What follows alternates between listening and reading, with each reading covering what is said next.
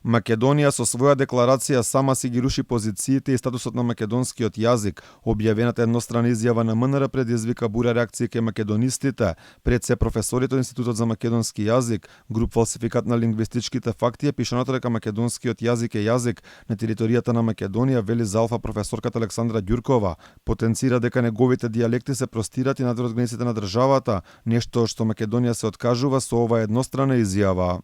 Првата работа за која што треба да се укаже е тоа дека посоченото во врска со тоа дека континуитетот на македонскиот јазик, според напишаното во оваа изјава, дека тој континуитет се заснова на специфичниот развој на дијалектите што се во неговата основа и биле распространети на територијата на денешната македонска држава, сметам дека е тоа едно грубо фалсификување на лингвистичките факти.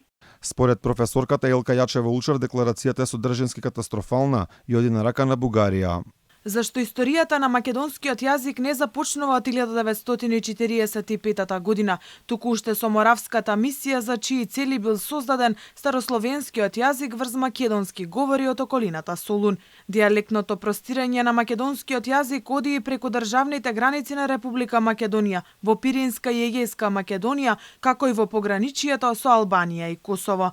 Според Јачева-Улчар, проблематичен е и начинот на кој е напишана самата еднострана изјава.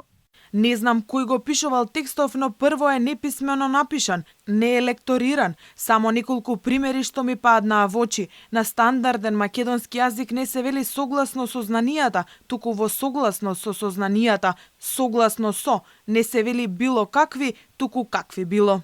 За текстот на овој документ реагираше и академик Катеза Ќулавкова. Вели дека македонските власти се откажале од нешто за што никој воопшто нема право да се откаже. Со унилатералната изјава на Македонија всушност се откажуваме од историскиот и научен факт дека македонските говори од Егејска Македонија, денешна Грција, се основа на старословенскиот и црковнословенскиот јазик од Кирило-Методиевската епоха на нивната кодификација. Просторно-временскиот континуум на македонскиот јазик значи негово постоење вон просторот на денешната држава Македонија и вон современото време. Македонија оваа своја еднострана изјава ја објави откако бугарите претходно објавија декларација во која јасно ни кажуваат дека за нив македонски јазик не постои и ни подразно не можат да го признаат.